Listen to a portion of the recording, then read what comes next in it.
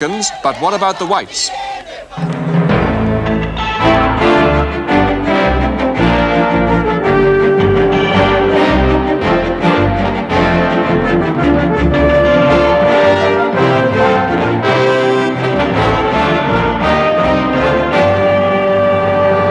Good evening from Salisbury. Mr. Mugabe's landslide victory here, with a total of 57 of the 100 seats, has left Rhodesia's white population fearful tonight. But Mr. Mugabe, in an exclusive interview with Newsnight, says he wants them to stay and he wants to join the Commonwealth. And down at Assembly Point Charlie, we watched the men who fought their way to power with Mr. Mugabe, rejoicing at the political triumph that now ends their struggle. And Mr. Mugabe himself has driven the ritual prime ministerial drive through the governor's gates. But he waits a day or two for discussions before he forms what he calls his broadly based government. We talk to him, to Joshua and Como, and to blacks and whites here about Rhodesia's political transformation. Charles? And here in London, I'll be looking at Mr. Mugabe's record, at some of the things he's been saying and doing all these years. And for the impact of Zimbabwe on southern Africa as a whole, John Tuso will be talking to Dr. David Owen, one of the architects of this development, and the High Commissioner of Zambia. In sport, David Davis follows the argument about British athletes in Moscow with the Minister of Sport versus Dennis Follows of the British Olympic Association. But most of tonight's programme is about Rhodesia, where, to remind you briefly, Robert Mugabe's party won an absolute majority, many more seats than anybody expected. Mr. Nkomo took second place, and Bishop Muzorewa came a poor third. The other 20 seats reserved for the white minority are controlled by Ian Smith. For today's developments in the wake of this result, here now is Peter Snow in Salisbury. The speed of events here has been swift and quite stunning to the white Rhodesians, who were, most of them, even up to the last moment, hoping that there was a chance of a more moderate government. As for the blacks, they've quite simply taken off. The streets of Salisbury and the townships have been singing and dancing with people all day and all this evening. This evening, Mr. Mugabe made a television address in which he underlined his wish to create one multiracial society. It must be realized, however, that a state of peace and security can only be achieved by our determination, all of us, to be bound by the explicit requirements of peace contained in the Lancaster House Agreement, which express the general desire of the people of Zimbabwe. Some of the unhappiest Africans around today were the supporters of the last Prime Minister, Bishop Muzorewa, who's now left with only 3 seats. They were refusing to let anyone else anywhere near their headquarters, and there were scuffles in the streets. And some of the happiest people today were the guerrillas of Mr. Mugabe's Zanla army. David Lomax was with them as the moment for the announcement of the results approached this morning.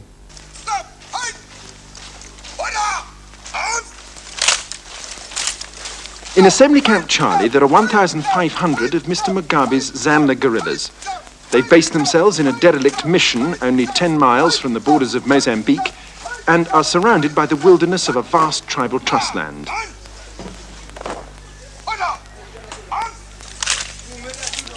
And there was also that now familiar sight of a Rhodesian security presence. There are 27 Rhodesian territorials here and a handful of British monitors who are staying on to help with liaison. Last night, the whole camp had heard rumours that their Mr. Mugabe was doing rather well at the polls. But it was only at 9 o'clock this morning that their hopes were finally confirmed in detail. They gained 57 seats. How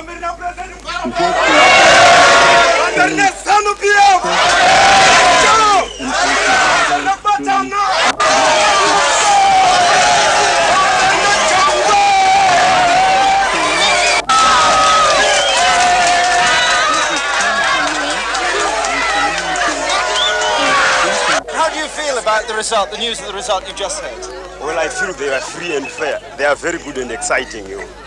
What you want now is unity. Since everything is over, I'm very glad bloodshed is now ended.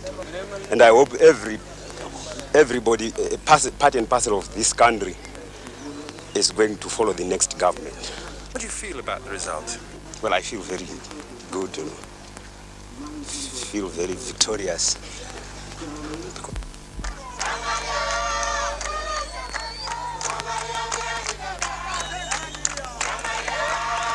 This day of triumph at Assembly Camp Charlie has been an excuse for joyful celebration. But now that the fighting is over, one of the biggest problems facing the guerrillas and their new government will be how to set up a united Zimbabwean army after 7 years of civil war.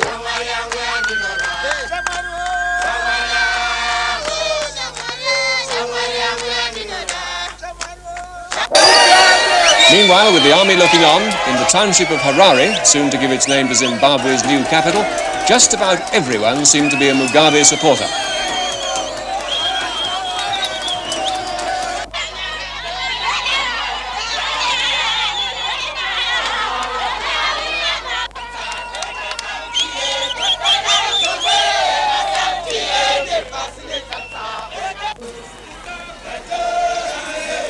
Here in Harare, Mr. Mugabe will soon inherit these problems of housing and urban poverty, and people's expectations are high. Mugabe is going to give people food, houses, farms, money and everything they want. And What's Mr. Mugabe going to do for you? Employment for my husband, betterment for my husband, schools, clinics, peace. I think that's the things that I want. What will you do if Mr. Mugabe doesn't give you these things? I don't expect it. And I don't want to think about it. I'm sure he won't disappoint us. I'm sure of it. Thank you. We want a good and free country to live in. And what else?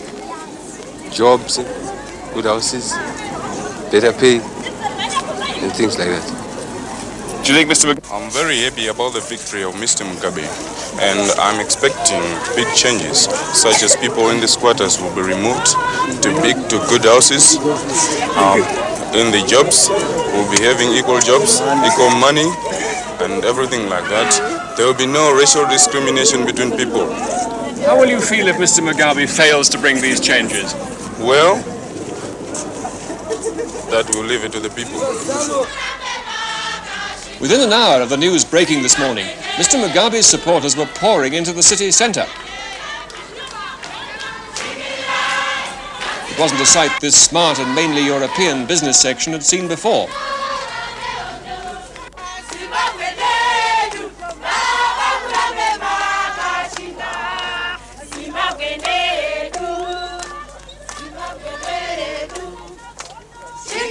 Of all the possible outcomes of this election, this is the one the whites here had feared most of all. I'd like to see if people are as jubilant this time next year. I feel sick. That's all I can say. Are you going to stay in Rhodesia? I don't think so. Where will you go? I go to Britain in spite of the weather. A little worried. I'm hopeful that this will sort of stop the war. If it stops the war, then I'd live under any conditions, quite honestly. The war has been dreadful. I lost my husband. I have 3 children to support. I am worried because if he should nationalise, as has been said, I stand to lose everything. No, actually, I'm not too happy about it at all. Because, you know, he's been responsible for, you know, his men have been responsible for lots of atrocities, you know, in this country. And also, he is a communist. Well, I am frightened because I feel we've lost the war. We've been fighting for it, and all the things that everybody has fought for has gone. We've lost it. Quite honestly. Haven't you got any brains in your head to know what you've done? How do you feel about Mr. Mugabe's victory? I think it stinks, and the British stink with it because you've just given a victory to bloody Russia, you idiot. Badly frightened Rhodesian whites, Mugabe was the one they feared most. In a moment, Peter Snow will be talking to Rhodesia's new leader and to the runner-up, Joshua Nkomo. Now, what about Mugabe? Is he really the demon, the black racist with red convictions that many Rhodesian whites apparently believe him to be? Or does his background and the record, what there is of it, point in a less intimidating, more hopeful direction? Who can say? But remember Jomo Kenyatta, the man who was loathed and feared by Kenya's whites as the Mau Mau leader, who became the father of one of Africa's most harmonious multiracial societies. Robert Gabriel Mugabe, the son of a carpenter and now 56, went to Roman Catholic mission schools. He won a scholarship to a black university in South Africa, where he got the first of 6 degrees in a year and became an African nationalist. He returned home to teach and taught for 4 years in Ghana, where he married and came under the radical influence of President Kwame Krumah. In 1960, back in Rhodesia, Robert Mugabe threw himself into nationalist politics, advocating bloodless revolution through propaganda and civil disobedience. He called himself a Marxist, but what drove him was not just ideology, but a simple resentment against white treatment of blacks. The revulsion, I think, started through the stories that our parents used to narrate to us, how the white man came to the country, how he grabbed the land, and in a society where you have a class whose main purpose and accepted privilege is to exploit others, you naturally get repulsed if the majority of people are being oppressed, being exploited. You can't avoid, if you have any moral principles at all, the call to do something about it. As black civil disobedience mounted, Mugabe was several times arrested. By now, he was calling for rule by an African majority.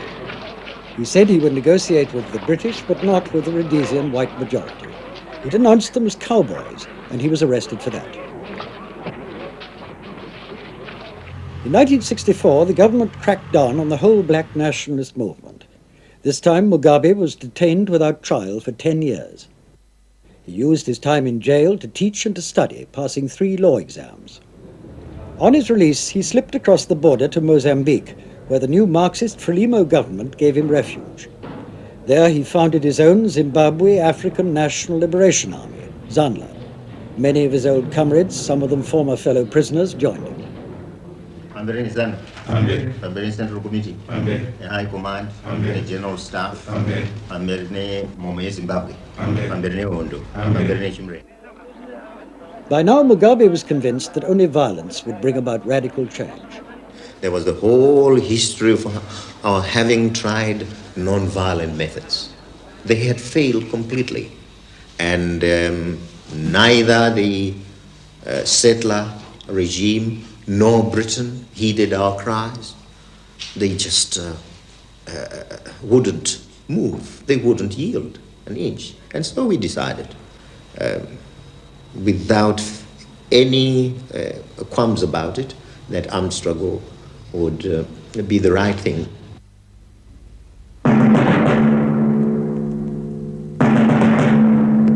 This is the voice of Zimbabwe. This is the voice of Zimbabwe, broadcasting on Radio Mozambique in Maputo. All this time, Mugabe was using his Mozambique base to broadcast to his people, rejecting all the Smith regime's concessions, including the 1979 election. We want full and unfettered democracy. Down with the racist constitution, down with the dirty elections, pamberi nechumrenga. But the 1980 election was different. It gave him most of the conditions he'd demanded for years. Above all, a vote for every black and freedom to campaign for every political party. But whenever... From the start, Mugabe was sure he'd win, and that his use of armed force to secure free elections would in the end be vindicated. In politics, you have to have an inbuilt system of shock absorbers. And I just don't care what they say, as long as I know I'm right. So they can say anything in their papers, damage me in every way possible, as long as the people I lead are behind me and approve of what we are doing. That's what matters. The rest of the world will one day, be persuaded to believe we were right when we resorted to armed struggle. Mr. Mugabe's election manifesto was greeted widely as a remarkably moderate document for one who many see as a man dedicated to a Marxist transformation of this country. But there are 2 passages in it which have led to fears on the part of the whites here. First, on industry and the economy. The manifesto says, a socialist transformation process will be brought underway in many sectors of the economy. And then on land, the manifesto says, a ZANU government will acquire as much land from the private sector as is necessary for the resettlement of the peasants who are currently on poor land or are without land. Well, earlier this evening, after his broadcast to the nation, as Rhodesia's Prime Minister-designate, I spoke to Mr. Mugabe and I asked whether we should now take it that this country will now lean more towards the Soviet Union and China than towards the West. We are going to pursue a policy of non-alignment, but that does not deny us the right to be associated with members of either bloc on the basis of mutual understanding. We would want to see ourselves a member of the non-aligned movement and participate in the deliberations of that organization. We also would want to see ourselves become a member of the Commonwealth as well as a member of the United Nations. But in relation to the two blocs, we are going to be absolutely neutral. We'll make friends, of course, with members of either side. What about your relations with South Africa? Are you going to provide shelter to armed guerrillas who want to fight against the South African government's policies? No, I have already said that we are going to follow a policy, a realistic policy in relation to South Africa. Our view is that we cannot avoid South Africa. It is a geographical reality, and so a policy of coexistence is the best thing we can do. Our view is that South Africa should avoid interfering in our affairs and we should avoid interfering in South African affairs. So you won't support opponents of apartheid from here? We will support opponents of apartheid only politically and diplomatically at the international forums. But it is not our duty to take up arms against South Africa. It's the right and obligation of the people of South Africa to correct their own grievances their own way. We can only assist by giving them political and diplomatic support. So you're saying then that you don't see yourself in Zimbabwe as being a frontline state, as for example Mr. Michel in Mozambique was to Rhodesia? Of course we are not a frontline state. The struggle in South Africa is a national struggle for South Africans and not one we should regard as Zimbabweans as our own concern. You will not support an armed struggle in South Africa? No, we will not. Can you tell us what your message would be to white people in Rhodesia now? They do have an image of you. We've been talking to them today as a Marxist, a communist who means to transform this economy and society. What is your message to them tonight? Well, my message to them is that we would want to see them live in this country free from any restrictions, free from any victimization. To us, we cannot practice racialism in reverse. We just cannot do it in principle. As far as we are concerned, they're entitled to serve the nation as the blacks are entitled to do so. And hence we would want to see them develop a greater sense of security, greater sense of confidence, and greater sense of belonging. This is really our message to them. You said you'd like to bring Mr. Nkomo into your government. Would you like to bring Mr. Ian Smith in to reassure the whites? I would like to bring the Patriotic Front components together, and this means, of course, linking up ZANU and ZAPU in a coalition. It's not an exercise to bring Comrade Nkomo as a person, but because he's leader of ZAPU, we have a duty to bring him in. The question of bringing Mr. Smith doesn't arise, but our view You mean you won't bring him in? What I'm saying is that he should not be the concern. Our concern should be to try and create some deep sense of assurance on the part of the whites as a whole. And of course, it is not just Mr. Smith who can do that. General Walls? There are other people who can represent the whites as well. But we are discussing these matters, and I think we will reach some point of agreement with those who represent the white community. General Walls, for example, you might ask him to be your commander-in-chief, might you? I've had discussions with General Walls, and I have already given him our assurance that we do not intend to disrupt the services as they are. If we are going to effect any changes, this will take some time. If you had to put your finger on one thing you'd like to change fast, what's that? It's the position of the peasants. We would want to resettle them as quickly as possible, and the people who have been turned into refugees, who are either in urban centers or elsewhere, having fled from the war situation, and those who have gone out need a resettlement. Does this mean taking European land? It means, of course, acquiring land from the European sector, but here I must emphasize that there is lots of land which is unoccupied, which is underutilized, and land under absentee ownership. This is the land we are going to have to acquire, and in doing so, of course, we will be quite systematic and orderly and proceed according to our undertaking under the Lancaster House Agreement.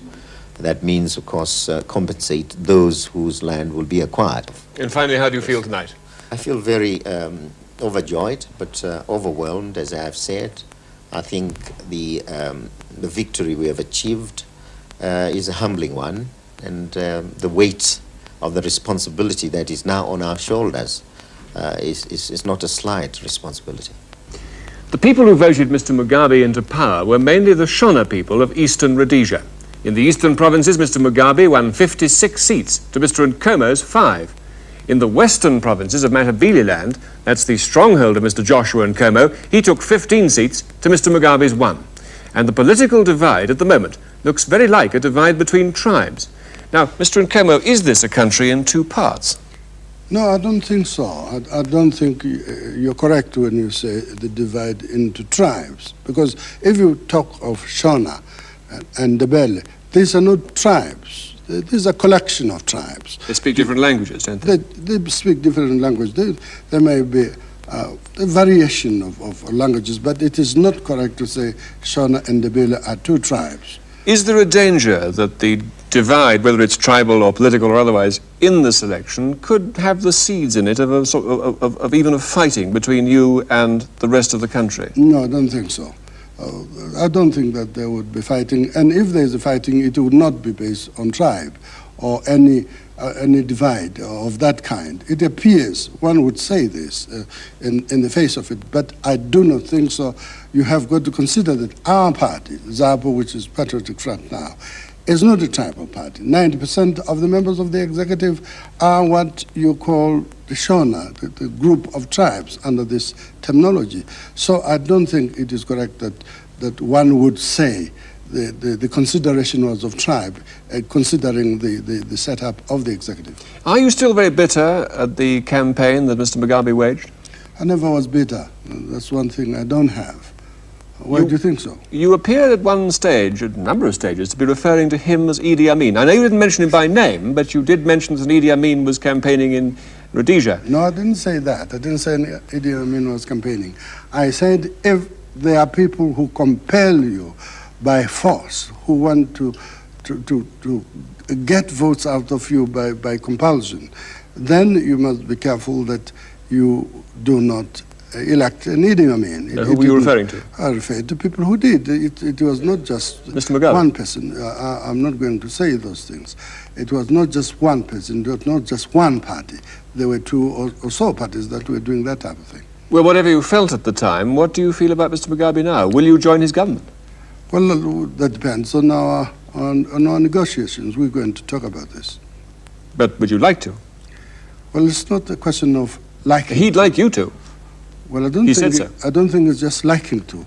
It's the consideration of the importance of that arrangement in as far as the national affairs are concerned. So it's not a question of liking to, it's a question as to whether it would be to the national interest. If he asked you to be president of the new Zimbabwe, would you accept? No, no thanks. Why not? A constitutional president really is an inactive job. Very inactive, and I'm not the type of person who would sit there for just this constitutional figurehead, and that type of thing. No thanks. So it's got to be a ministerial job? I suppose so, yes. What sort of job would you like? No, we're going to discuss about that. Finally, what sort of change would you particularly like to see in this country as soon as possible? Well, the most important change in this country is that of our people recognizing themselves as one. What I mean is this: we have been divided into racial groups, white people, black people, so that all that was different, and be it in economic life, be it in ordinary social life, was based on this black and white. Once you change this and you make our people feel that they're one, then all those things that were divided along those lines could be solved. Mr. Nkomo, thank you very much. Mr. Joshua Nkomo, who won 20 of the 80 African seats in the results this morning, making, of course, 20 of the 100 total seats in the new parliament, including the whites. Peter Stowe there.